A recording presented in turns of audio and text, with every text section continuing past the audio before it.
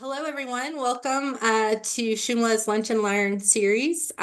For those that you don't know me, my name is Karen Steelman. I am the science director here at Shumla Archaeological Research and Education Center.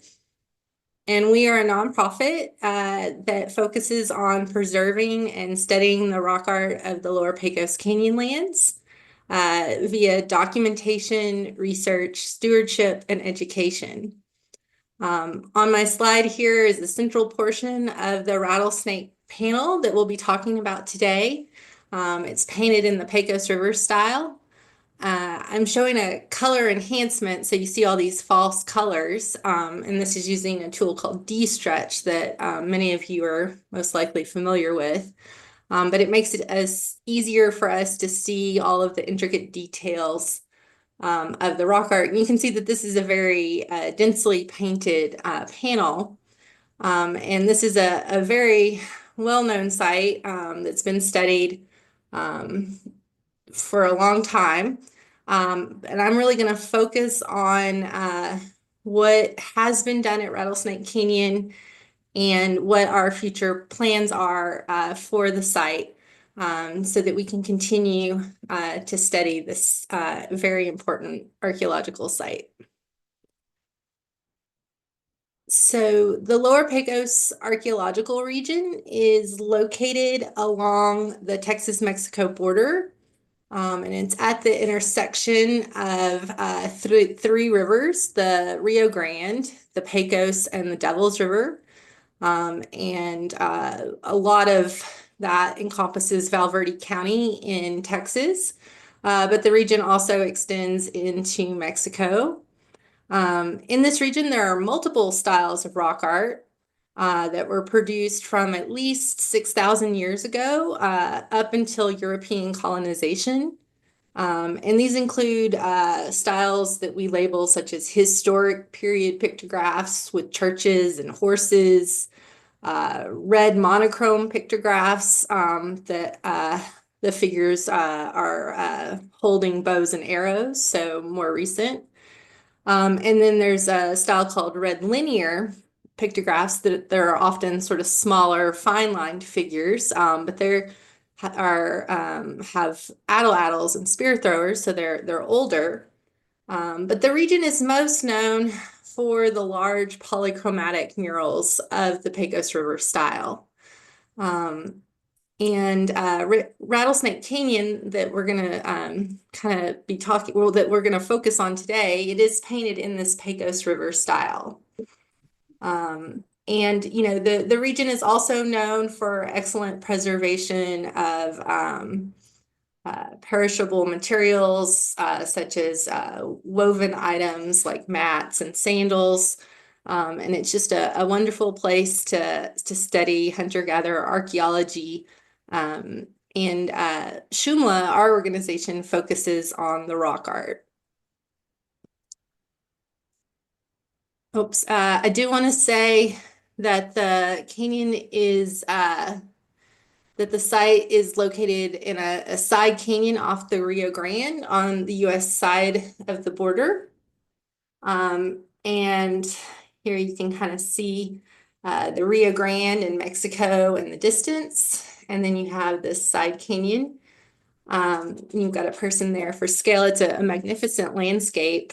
The Lower Pecos Canyonlands is the ancestral home of many indigenous peoples, and this includes groups whose names have been blurred by time, colonization, displacement, migration, and settlement. And we acknowledge the ancestral people who created this painted landscape, as well as their descendants. We also acknowledge the vibrant living cultures of the Mescalero Apache, Kiowa, Tonkawa, Comanche, and Kickapoo, for whom the Lower Pecos is a sacred landscape. And we strive to honor both past and living indigenous people and their cultural heritage with the work that we're doing. So Rattlesnake Canyon is just at the mouth of this side canyon off the Rio Grande. And here you can see some of the paintings in the background. And I'm going to kind of do some of my acknowledgments kind of up front and as I go through this presentation. And I especially want to thank Robert Stubblefield with the cowboy hat, and then Karen Lopez standing in front of him with the orange sort of reddish shirt.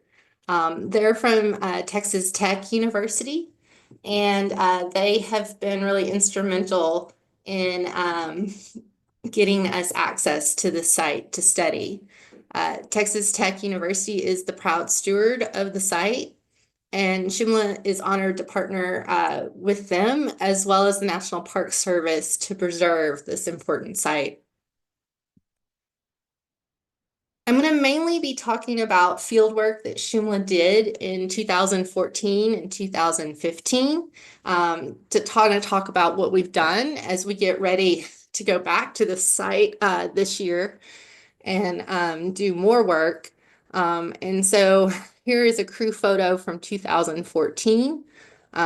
Carolyn Boyd and Schumla led a field campaign to study Rattlesnake Canyon back in 2014.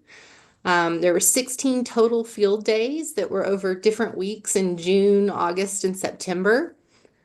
Yes, we picked the hottest months of the year. And this field crew included Shumla archaeologists, Texas Tech staff, National Park archaeologists, and law enforcement staff, college interns, and volunteers. And I was actually lucky enough to be one of those volunteers. I've been a researcher at Shumla since 2017 on staff, but back in 2014, I was still a university professor. So because the fieldwork was done in the summer, I was able to come out and collaborate with Shumla. Here's the 2015 field crew. Shumla spent 6 days back in 2015 conducting fieldwork at Rattlesnake Canyon. And again, this crew consisted of Shumla archaeologists, college interns, National Park Service, and Texas Tech staff.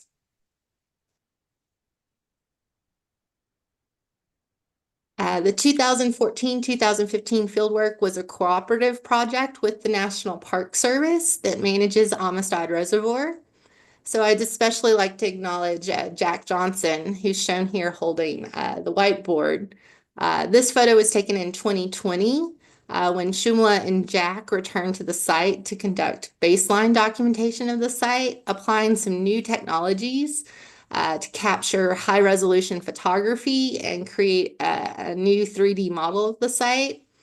And the team also updated some site descriptions and forms. So it was really good to get to go back to the site in 2020. And I'd like to point out, although I'm concentrating on Shumla's efforts at the sites specifically in 2014 and 2015, the site has been documented previously. In the 1930s, Mary Virginia Carson and Forrest Kirkland created artistic documentation renderings of the site. And there was differences between their methods. Kirkland's were more to scale, but I think Carson's watercolors gave a really good sense of what the rock art sites are like, especially in an age in the 30s when you just had black and white photography. The two books that I have on the screen that highlight their documentation efforts, they even have rattlesnake imagery on the covers of the books. They were actually both documenting rock art all within the region, Kirkland actually all over the state of Texas. But Rattlesnake makes the cover. And if you're in San Antonio, you still have until March 23rd to see the temporary exhibit at the Whitty Museum of Carson's watercolors, which are on display.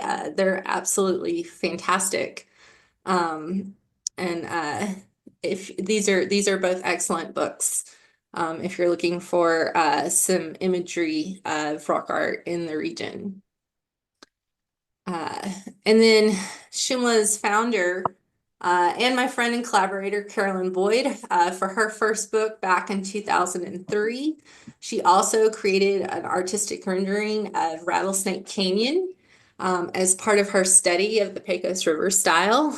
And now she does these illustrations on the computer using sort of graphic artist techniques, using like the touch screens and the pen screens.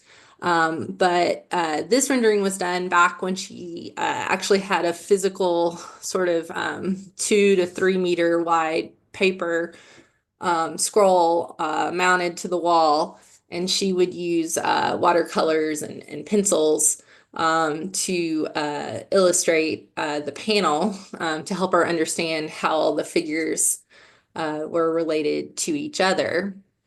And so, just to show you some more imagery from Rattlesnake, here is what we call an ortho photograph from the 3D model. And it's the panel is quite large. It's 32 meters wide, and it's very, very densely painted. Rattlesnake Canyon, the site 41 VP 180 is its designation. It is one of the most significant Pecos River style sites in the lower Pecos. It's sometimes called the type site, the site which all other Pecos River style sites are compared to. And I would actually say that this site, Rattlesnake Canyon, is not just one of the most important sites in the lower Pecos or in Texas, but it's one of the most significant rock art sites in the world. You've got shades of black, red, yellow, and white. The tallest figure is about 2 meters tall, so that's about 6 feet. So again, some of these figures are quite monumental. Rattlesnake Canyon is part of a National Historic Landmark designation for the Lower Pecos Canyonlands. It's a National Historic Landmark designation inside what we call the Lower Pecos Canyonlands Archaeological District. And that designation includes 35 representative sites, rock art sites. And this designation was made in 2021. Schumla is proud to have been a large part of that effort. That was a consortia of government agencies and private landowners to add some protection for this site. And it was really interesting that it was a consortia that involved both government agencies, as I said, as well as private landowners. And we do have wonderful stewards of the rock art here in the Lower Pecos. So here's another view of the remarkable panel. You can see the silt line though on the bottom of the panel. So unfortunately, this site is impacted by flash flooding. The last major flood occurred in 2014. There was rushing water and abrasion of silt and debris that can damage the panel.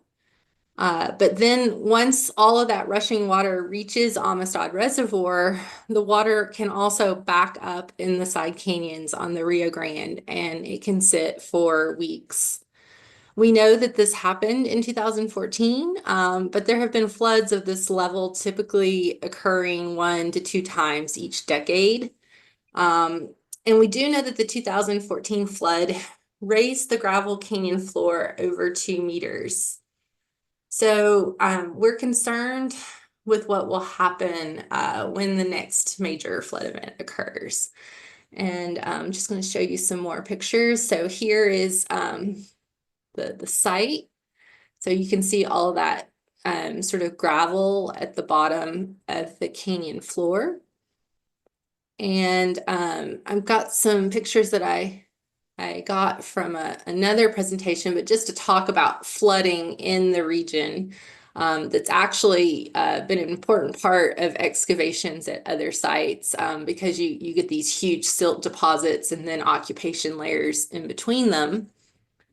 And the 1954 flood was considered like the big flood here in this region. And then here's a picture of Rattlesnake Canyon actually back in 2018 with another flood event when there was standing water. So that's what I'm talking about when after the initial rain event and the water hits the river and it backs up into the canyon. You can have standing water. And I have a video. This was taken on a cell phone back in 2014. It may actually have been my cell phone.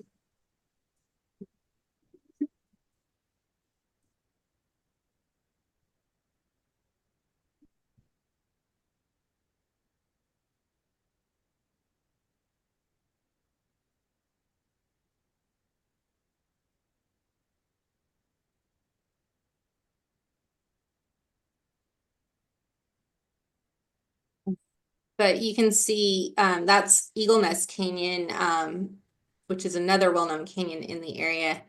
But you can see how that is normally a dry canyon. That's not a river. That's normally a dry canyon.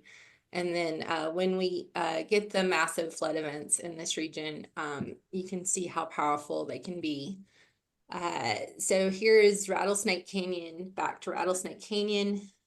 There were trees and uh, there were the trees here before, and then after all the water had dissipated, you can see that they are covered in 2 to 3 meters of gravel. So that's what I'm talking about, raising that level of the canyon floor. Up in the site itself, um,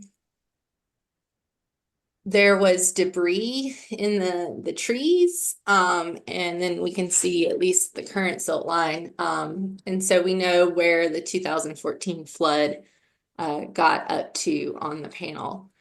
So I don't want to sort of focus on this destruction, except that it is very important that we study this site as much as we can and as soon as we can. So talking about how does Schumla study a rock art site? How do we do rock art documentation? Well, when it's a new to us site, we sort of do this in steps. Schumla first conducts what we call level 1 or baseline documentation. And this would include notes and descriptions of the site. There's a Texas archaeological form called a text site form that describes an archaeological site. And then Shumla has our own rock art site form that has things about like compass orientation of the site, size of the panel, just general descriptions and notes, iconographic inventories, different information that we're looking for. So a lot of notes and a lot of descriptions. This was level 1 would also include GPS locational information, and then site boundaries, and then also really focusing on high resolution photography. So gigapans are just hundreds of photographs that are stitched together so that when we are sitting at our computers, the team can zoom in and see details of the rock art, from our computer and not always have to be out in the field. It's a way of sort of digitally preserving the site. And then also SFM photogrammetry actually creates a digital 3D model of the site. And I'll show you one of those at the end of this presentation. But we can basically create a digital replica of the site in 3 dimensions because, the rock art sites, what's so interesting about them is that they're not flat. They have curvature and incorporation of the rock art into some of the natural features. So this is the type of data that, Shumla collected from 2017 to 2021 for something called the Alexandria Project. And we are still collecting this data when we work at a site that we have not been to before. This is what you would do first. And then we would move into more in-depth documentation, level 2 and level 3. However, Rattlesnake's a little different. It's been a site that archaeologists have known about for a long time, and there's been a lot of work done there. So for Shumla, this site was approached a little differently. We did do level 1 documentation, but this was definitely done with partners and collaborators. Back in early 2014, archaeologist Mark Willis created a 3D model of the site, and Bob and Evelyn Mark created a gigapan for Shumla. And then our archaeologists used those as site maps to focus on figure identification, figure descriptions, and figure photography. So that level 2. So back in 2014 and 2015, Schumla really did a lot of level 2 documentation of the site. We spent a lot of time doing figure descriptions in the field and getting those figure photographs. The 2014-15 fieldwork also focused on studying paint stratigraphy, using so how paint layering, how the paint was applied to the wall and the order that that was done, using both microscopy and portable X-ray fluorescence spectroscopy. As part of those investigations in 2014, 2015, Schumla was contracted by the National Park Service to photograph and illustrate 50 of the approximately 300 figures at Rattlesnake Canyon. So it's just a small portion of the site. Schumla conducted stratigraphic analysis at 196 locations, and we did do some level 3 documentation for those 50 figures that we studied, including creating a graphic database and a limited Harris matrix. And I'd also like to point out that some of this work was done by Audrey Lindsay, who was a Schumla intern at the time and has also been a former Schumla art staff archaeologist. And she incorporated this rattlesnake study into her Northern Arizona University MA thesis. I guess I know there's a lot of words here, but my point is that, we kind of have done some of this, all level 1, level 2, and level 3, some of all of this for portions of the panel, but not for the entire site. So we've really only got this data for about 50 figures at the site. Some of this data we do have for more of the figures, but our data is incomplete. And so what we really want to do as we move forward is collect all of this data for the entire site. So Carolyn Boyd was the principal investigator of the work at Rattlesnake Canyon. And I have many fond memories of this field session. Sort of instigated my move to Schumla. And here's a fun, I'm showing you a lot of fun pictures, hopefully, a fun time lapse of the team working on one of those first days in 2014. So we're taking photographs. We're using the reflectors sometimes to get the light just right. There's a total data station set up in the back, and Vicki Roberts is working on that to map the figures at the site.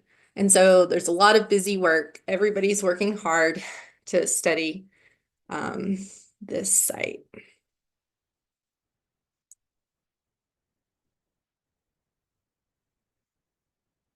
Oh, that's not what I wanted to do. Hold on. There we go. So the first thing that we do at the site, we did at the site, was we looked and learned. So just trying to get a sense of where things are.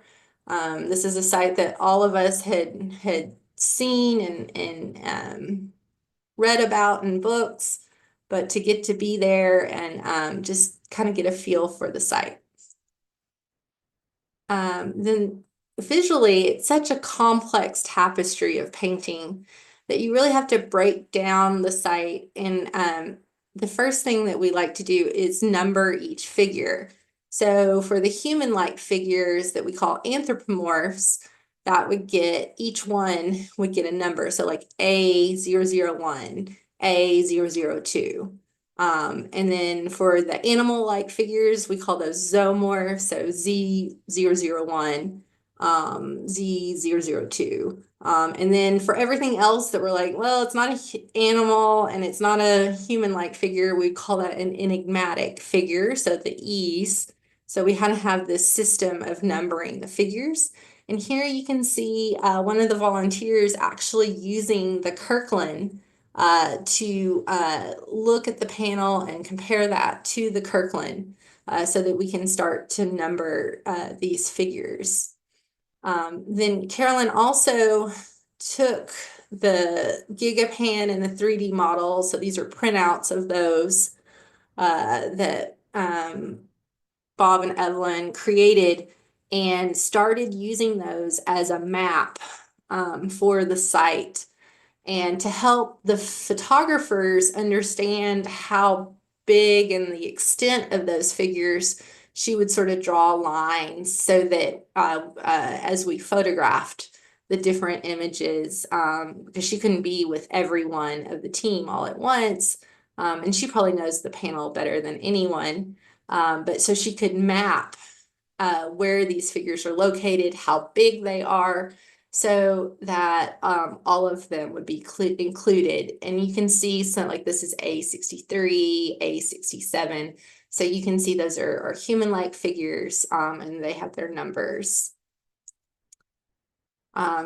Here is Vicki Roberts with the Total Data Station, and what she's doing is we're not just getting a GPS location of the site in general, but we're getting accurate locational information on the wall for each individual figure. So here is Jared Roberts, and so that uses a laser to map in the distance and the location of that figure. And then that can be put into a map so that we know where all of those figures are located.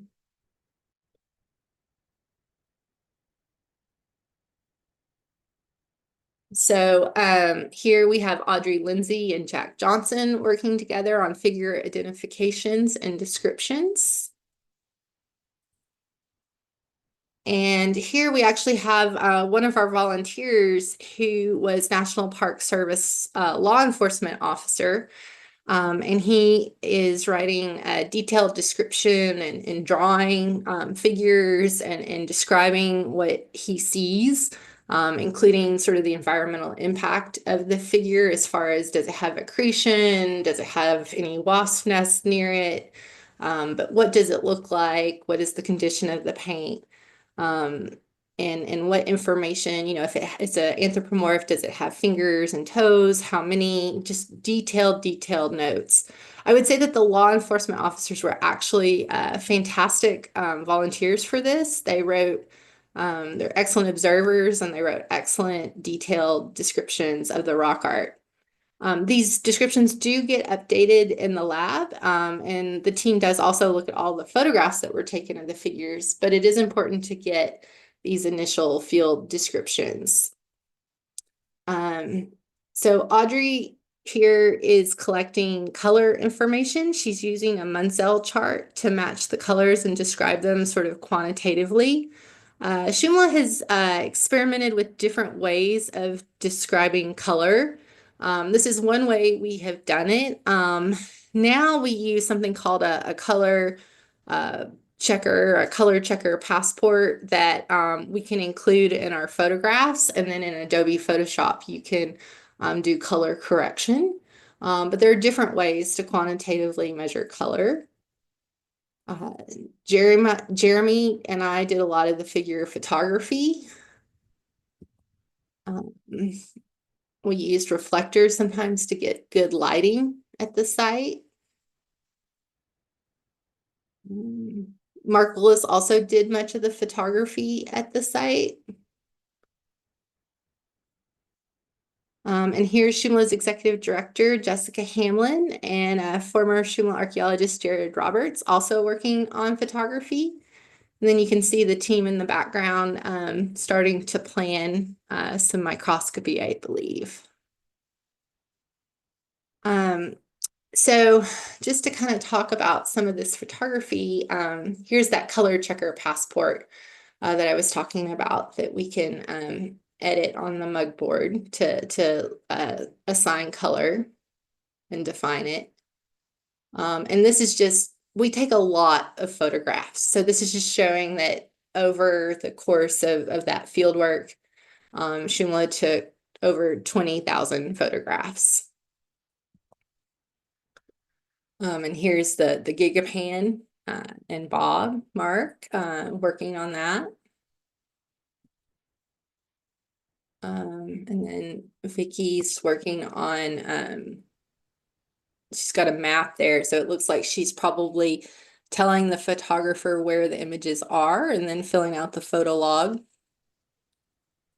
And then, you know, you've got to have somebody taking the photo, but you also have to have somebody holding the mug board and doing that color correction on your photos. And so we've done this at Rattlesnake, but we've only done it for a certain number of figures. And so we want to do that across the whole panel. So a lot of what I'm telling you is stuff that we've already done, but stuff that we will continue to do as we go back to the site. So Shumla really approaches the study of rock art with a multidisciplinary approach, using art analysis, archaeological science, and indigenous knowledge. And so one of our priorities has been to understand the paint stratigraphy at the site. And so I would say this falls into the archaeological science method. And we want to understand how the mural was painted and constructed. We want to understand the order that the paint was applied to the shelter wall. And to do that, we use mainly microscopy, but sometimes we use portable X-ray fluorescence, which is shown on the left. And then the team on the right is doing microscopy. So here Carolyn's holding a digital microscope close to the wall to look at overlapping paint colors. And that digital microscope is connected to a computer or a tablet. Here Mark is taking photographs of what she is seeing. This can require a lot of teamwork because the person operating the microscope cannot see the images and they can't see if they are in focus or not, but they're the ones controlling the focus. So there has to be good communication between the two team members. Just here's Carolyn and Audrey doing the same work at Rattlesnake. And here you can see what that photograph that they're taking, that digital photo micrograph looks like. And you can see that red paint over the black. So here's sort of an illustration of 3 figures at Rattlesnake Canyon. And we have in blue dots the locations that microscopy photographs were taken. Then those observations are made, and then that is fed into a flow chart that we call a Harris matrix. This is part of the growing data that Carolyn's been collecting in the Lower Pecos that demonstrates that these panels were not painted by figure, but that they were painted by color. And so we're really excited to continue to do this work at Rattlesnake. Here I am back in 2014, a younger version of myself, doing some portable X-ray fluorescence research. And we did get a paper with Vicki and Carolyn and I, a chapter in a book on using XRF, and it was mainly the work we did at Rattlesnake. Other research that's come out of those field session was Carolyn published a paper with Ashley Busby in Latin American Antiquity on a reoccurring attribute that we call speech breath, with lines and dots emanating from the mouths of figures. And they used a lot of examples from Rattlesnake Canyon. And so I'd kind of just say what we plan to do. So Shumla is going back to Rattlesnake Canyon. We're very excited. And what is our scope of work? What do we plan to do in 2025, 2026? So we want to document and digitally preserve the site. We've done a lot of this for portions of the panel, but we would like to do the work that I just described for every figure that is on the panel. I think we're up to around 288 figures that we have numbered. I suspect that we will find more figures as we start looking at some of the detail. But we've only illustrated 58 of the figures, and we'd still need to go back and do some additional photography and then illustrate we've done 58 and there's probably around 300. So we still have quite a bit of illustration to do. The other thing we want to do is we want to study the order that the paint is on the wall. We have done 196 locations on the mural with that microscope, and that sounds like a lot, but we're expecting that we need to do at least another 300 locations of intersecting paint color to cover that whole entire 32 meters. This is a pretty big undertaking to study a panel of this size. And we really want to understand how the paint was applied to the wall. Is that large 32-meter panel a composition? Of course, is the question. And then we do want to radiocarbon date Rattlesnake Canyon. We want to know where it fits in the chronology of Pecos River Style. We have dates for Pecos River Style that go back 5,500 years ago, and we have dates that go up to about 1,500 years ago. And so that's a 4,000-year time span, and we'd like to know when Rattlesnake Canyon was produced during that period. There are also 3 other sites, rock art sites in Rattlesnake Canyon. And so we would like to conduct level 1 baseline documentation at those sites. And so these are kind of our goals for 2025, 2026, may spill into 2027 a little bit. But this is what we're hoping to accomplish. Again, is Rattlesnake Canyon a collection of is it vignettes? Is it sort of, sections of it, compositions that were created, or is the whole thing a composition? I suspect that the whole thing is a composition.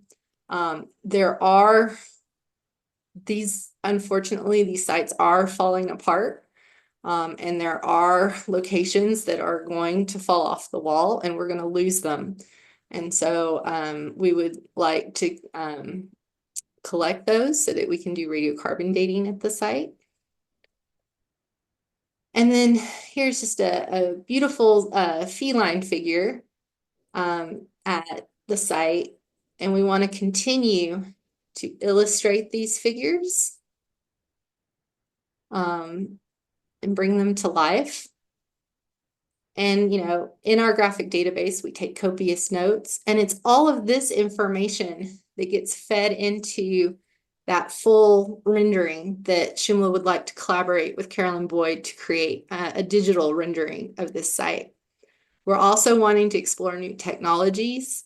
We would like to do more like LiDAR at the site. We would like to have as much information in case this site is lost. We could create like a virtual reality digital recreation of the site, or even like they do in Europe, a physical recreation of the site like they do for Chauvet and Lascaux.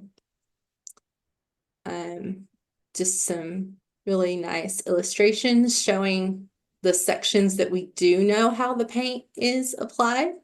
And it is applied in that black, red, yellow, and white. And that's just a beautiful, beautiful anthropomorph. It's one of my favorite. Skip that. And I know I'm a little on time, but I'm going to start this 3D model. and um, just so you can kind of get a last glimpse of Rattlesnake Canyon.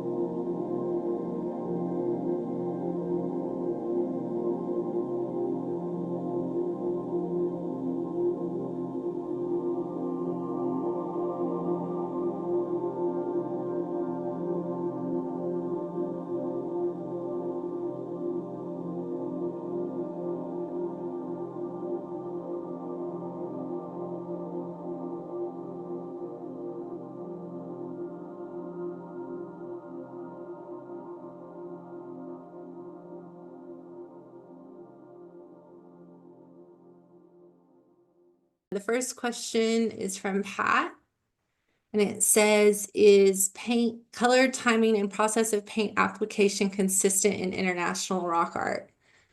So I assume you're talking about sort of the what we see in the Lower Pecos is this black, red, yellow, and white. And I don't know. I know that the French have looked at this a little bit and they're seeing that sort of dark to lighter color application in some of the caves in Europe, but I have not seen them publish on that. Very few people are looking at this level of detail as far as paint application order, and we'd really like to see more people doing that. Somebody asked if it's possible to clean the silt. So unfortunately, what happens is when the rock gets wet, the silt actually chemically binds to the wall and it becomes part of the rock. So it's like a hard mineral accretion that is over the rock. I think anything that you did to try to remove that would most likely end up hurting the paint underneath. I haven't seen any methods where that can be done successfully. I think the better thing is to look at some of these technologies. I'm really interested in the X-ray technology that we were using. We're just using like a hand version, Harry, that just does a single point, but they do make scanners of those instruments that can raster across. And so, like, for example, the red paintings have iron in them. So you could look for that iron signature and you could create like a map of that that would basically pull out chemically where the red paintings were, and it would be an image of the rock art. And so that's something I'm really wanting to try. I don't think anybody has tried that with rock art. I just need to borrow one or get like a couple $100,000 so I can have one of those toys. But I think there are some methods that can see what's underneath that silt, but I think removing it is going to be dangerous, might damage what's there. I was thinking maybe moving over where there's not painting to experiment on that. Absolutely, that would be the way to do it. And I think, there's just so few people doing like rock art conservation around the world. A lot of the early methods of trying to remove like things like that were very unsuccessful. And so then I think the conservation field went to like just leave it alone. And I think you're right. I think that there is definitely some room for people to try some things. But I'm just not aware of any known technique that would do it. Somebody said, is this the most endangered site? I mean, it's hard to say, but this is the site that I worry about the most myself as far as in the lower Pecos. Obviously, when it rains here, it's a good thing. The ranchers need rain. It would just be nice if not the whole year's worth of rain came down in one day. So small rain is good, but flood events are not. And also because of the location of this site, it is on a known smuggling route. So that was why there were law enforcement officers with us. So there is also threat from human visitation. So I think this site it's time to get this site is fully, let us, kind of throw everything we've got at it so that we can get it studied. Has Carolyn speculated on the storyline? I have not heard her talk about this site. I don't believe that this was one of the panels that she took to the Weechol.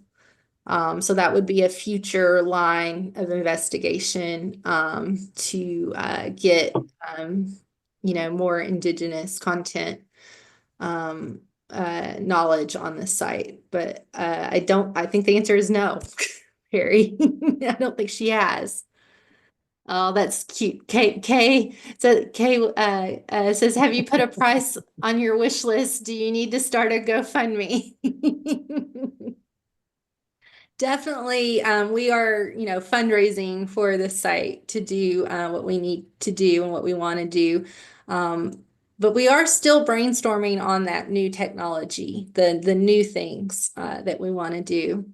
Is there evidence of places where ladders were used or handholds, or any guesses as how painters reached the upper walls? And yes, we're pretty sure that they built scaffolding. I mean, there are some sites where the floor level has changed over time, but in a lot of the sites we know that it has not changed, or even if it was up higher, there's still no way that you can get up that tall without a scaffold or a ladder.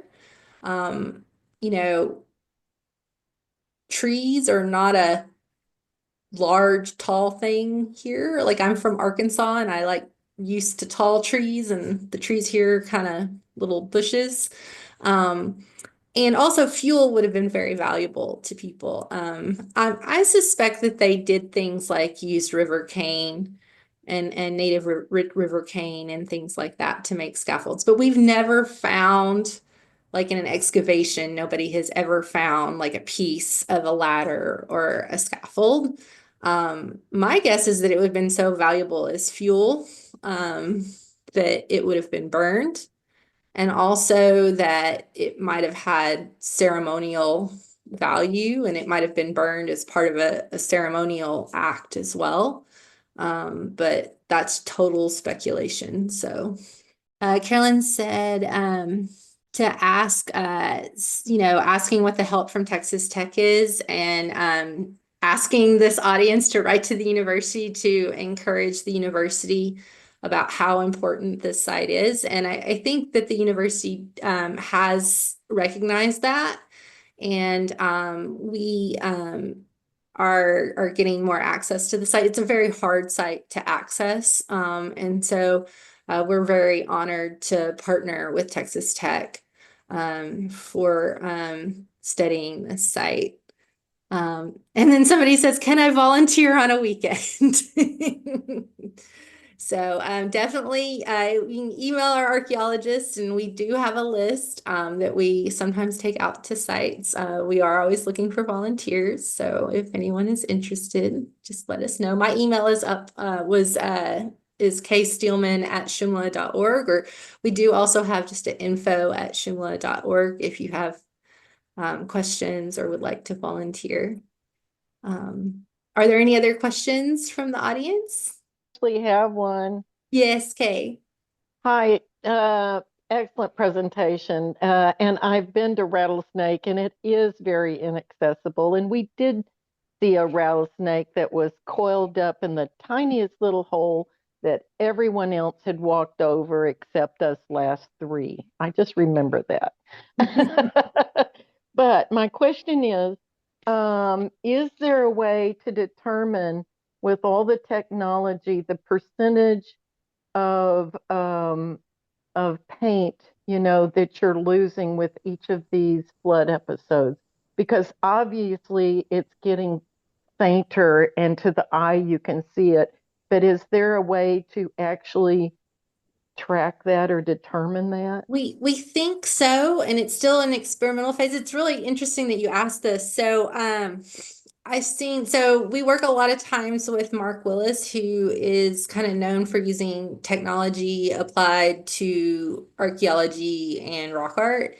And I had seen a presentation that Mark had given where he just was talking about one particular rock art figure and doing what you're saying. So he was creating like a mini 3D model of this one rock art figure.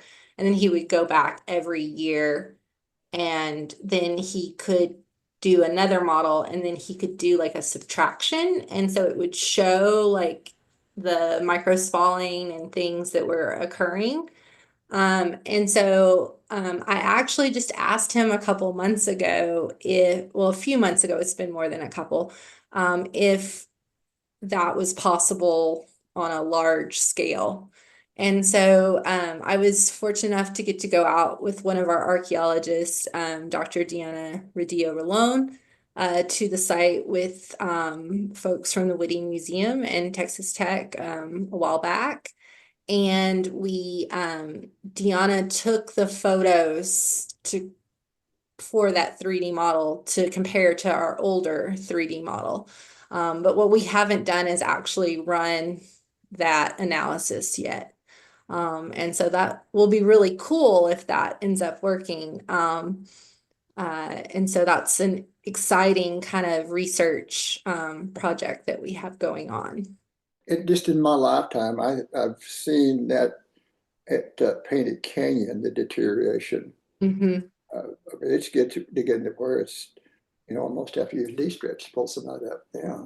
Mm-hmm. Yeah, the accretion, a lot of what we think is happening is there's spalling occurring, but we also think that the accretion formation on these walls is accelerating. And so it's maybe increased humidity in the region is causing it to be harder to see the rock art. We want to study it as much as we can. We understand how important it is. So Well, thank you, Karen. Great work. thank you. Just gonna end there and say thank you for your attention. And this is a really important site that Schumla is very honored to get to go back to and continue to study. So thank you for your time.